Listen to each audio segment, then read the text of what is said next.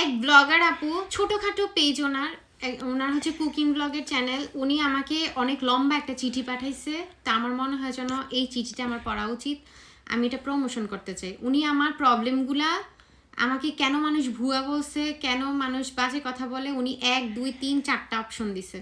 প্রথম অপশন হচ্ছে আমি দেশে এসে প্রমোশন করছি, ফ্রি প্রমোশন করছি, কিন্তু জিনিসগুলো নিয়ে নিছে, এগুলো ফেরত দেই নাই। তো আমি যাদের সাথে ফ্রি প্রমোশনে কাজ করছি তারা এসে আমাকে কমেন্ট করে জানাবা আমি কি তোমাদেরকে প্রমোশনের জন্য কাজ করছি, নাকি তোমরা বলছো যে আপু তোমার জন্য আমরা গিফট পাঠাবো, তুমি জাস্ট ভিডিওতে তোমার মাধ্যমে দেখাই দিবা।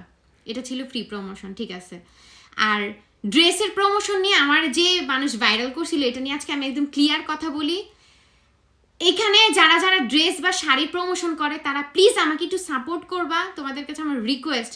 তোমরা কি কারোর ড্রেস 500 টাকার বিনিময়ে প্রমোশন করবা? তাও আবার তার রুলস ছিল কি, টিকটক দিতে হবে, 3টা করে ভিডিও দিতে হবে, রিলস 3টা পোস্ট দিতে হবে, ছবি পোস্ট দিতে হবে, আলাদা আলাদা করে এক একটা ভিডিও 3টা করে দিতে হবে। সে বিনিময়ে আমাকে 5টা ড্রেসের জন্য 500 টাকা করে দিবে, আর সবগুলো ড্রেস ফেরত দিয়ে দিতে হবে। তখন আমি বলছিলাম যে না ভাইয়া, 500 টাকার জন্য আমি প্রমোশন করি না। বলে কি আপনার টাকা লাগবো, আপনার বেশি টেহা লাগবো, মানে উনি খুব বাজেভাবে আমার সাথে বিহেভ করছিল। ওনার ভয়েসগুলো তো আমিও ফুটাস করিনি, কিংবা উনিও ফুটাস করেনি। উনি টাকা লাগবো, বেশি টাকা লাগবো, টাকার বিনিময়ে উনি আমাকে খুব বাজেভাবে বলছিল, আমাকে খুব চেতাইছিল। এই কারণে আমি বলছিলাম যে আপনার ফকিনি মার্কা ড্রেসের প্রমোশন আমি করব না, তাও আবার 500 টাকার বিনিময়ে। এখানে আমি কি রাইট ছিলাম নাকি রং ছিলাম, তোমরা একটু বলে যাবা। যারা ড্রেস বা শাড়ির প্রমোশন করো প্লিজ, আমার 700 ফলোয়ার ছিল, এরকম একটা পেজের যারা পেজ যাদের আছে তারা একটু বলে যাবা, তোমরা কি 500 টাকার বিনিময়ে কোনো ড্রেসের প্রমোশন করে দিবা, তাও আবার ড্রেসটা আবার ফেরত দিয়ে দিতে হবে। এটা নিয়ে আমি প্রতিবাদ করছিলাম। উনি আরেকটা অপশন দিছে, এটা হচ্ছে বাংলাদেশে গিয়ে আমি ফ্রিতে ড্রেস দিব বলে মানুষকে অপমান করছি যারা আমাকে মেসেজ করছে। এখন আমি এটা ক্লিয়ার করি, আমি বারবার ভিডিওতে বলছি আমি আমার ইউজ ড্রেসগুলা এমন একজনকে দিব যারা এতিম, যাদের বাবা নাই। অনেকে আমাকে কমেন্ট করে আপু সুতির গস কাপড় ছাড়া কোনোদিন একটা ভালো জামা পরি নাই। তো আমি এতিমদেরকে এই ড্রেসগুলো দিতে চাইছি, কারণ আমরা ইটালি থেকে 80-90 ইউরো করে অনেক ড্রেস কিনি। আবার এমনও ড্রেস আছে যেগুলো আমি 1-2 ঘন্টার জন্য শুধু পরছি, আর আমার প্রত্যেকটা ড্রেসে আমি হয়তো বা একবার পরছি, না হয় 2বার পরছি, 2বার খুব কম পরা হয়েছে।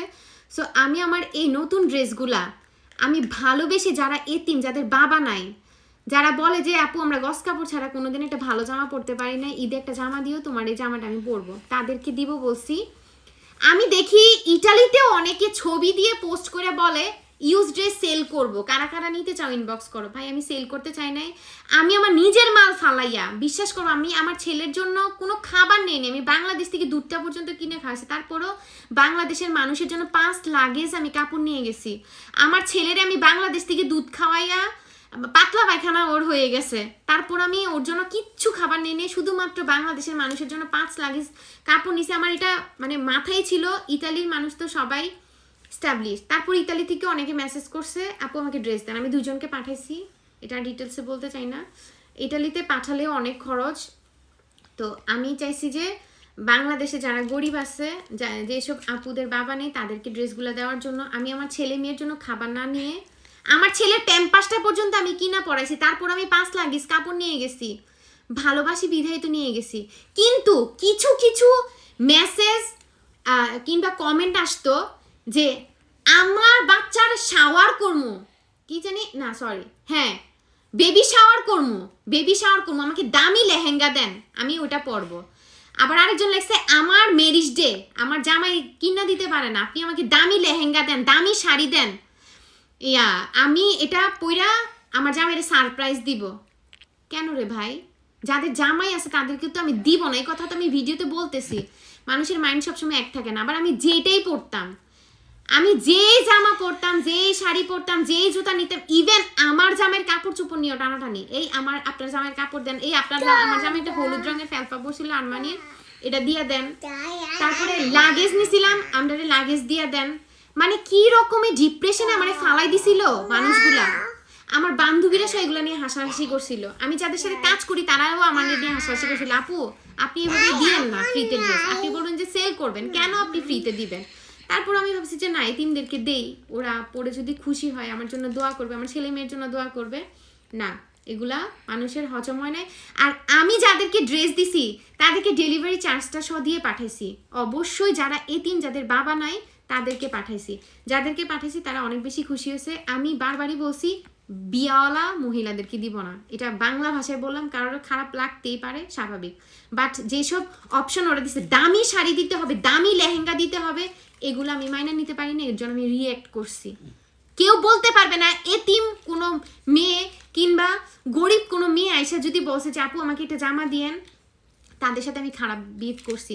যেসব কমেন্টগুলো তুলছি আপনারা একটু ভিডিওগুলো চেক করে আসবেন। আমি প্রত্যেকটা কমেন্ট এমনইভাবেই তুলছি, যারা বলছে আমাকে দামি শাড়ি দিতে হবে, দামি লেহেঙ্গা দিতে হবে, আমি বেবি শাওয়ার করব, দামি লেহেঙ্গাটা পরবো, আমি ম্যারেজ ডে পালন করব, দামি লেহেঙ্গাটা পরবো। আরেকজনে বলছে আমার বিয়ে, আপনি আমার নতুন একটা লেহেঙ্গা দেন ইয়ার। তারপর আমি বলছি আপু তোমার বিয়ের লেহেঙ্গা জোগাড় করা তোমার জামাইয়ের দায়িত্ব, তোমার দায়িত্ব না। মাইয়া বিয়া করব, ওর লেহেঙ্গা দেওয়া কি আমার দায়িত্ব? যেখানে আমি বলছি যে আমি শুধু এতিমদেরকে দিব। তো যাই হোক, আর আবার আরেকটা লিখছে আপনি আপনার যাকে ছোট করে কথা বলেন। আপনি কোথায় দেখছেন আমার যাকে ছোট করে কথা বলতে? আমার যা আমার ছোট বোনের মতন, আর আমার যা অনেক চুপচাপ, আর আমাকে কি পরিমাণ ভালোবাসে আপনাদের বলে বুঝাতে পারবো না। আমার যাকে দেখে সরল সোজা মনে হয়, ঠিক আছে ও সরল সোজাই, ও কথা কম বলে। তারপর হচ্ছে ওর সাথে আমার কোনোদিন ওর বিয়ে হয়েছে মনে হয় 7 বছর, ওর সাথে আমার আজ পর্যন্ত কোনোদিন হা হু টু টা কিছুই হয় নাই। আমাদের বাসায় ননদ নাই, ননস নাই, আমার আর কোনো কেউ নাই। আমরা দুই যা, আমার শাশুড়ি আমাদের দুই জারে দুইটা মেয়ে মনে করে। তারা ছেলের চাইতেও ছেলের বউকে বেশি ভালোবাসে আমার শাশুড়ি। আমার শাশুড়ি আমার যাকে যেমন ভালোবাসে আমাকেও তেমন ভালোবাসে। আমার যা, অনেকে বলছে যে আমি জুয়েলারি ভাগ করে দিছি, কেন করে দিছি? আমার যা আমাকে সম্মান করে, ভাবি যা বলবে, ভাবি যা দিবে, ভাবি যেটা বলবে। আমার দেবরও সেম, ভাবির কথা শুনবা। সবাই আমাকে অনেক ভালোবাসে, আমি সেই জায়গাটা অর্জন করছি। শুধু তা না, আমার খালা শাশুড়ি, আমার মামি শাশুড়ি, আমার মামি শাশুড়ির ঘরের ননদরা, আমার খালা শাশুড়ির ঘরের ননদেরা আমার কলিজারে, আমার কলিজা, ওরও আমারে কলিজার টুকরা মনে করে। কি পরিমাণ ভালোবাসে আমার শ্বশুরবাড়ির মানুষ আপনাদেরকে বলে বোঝাতে পারবো না।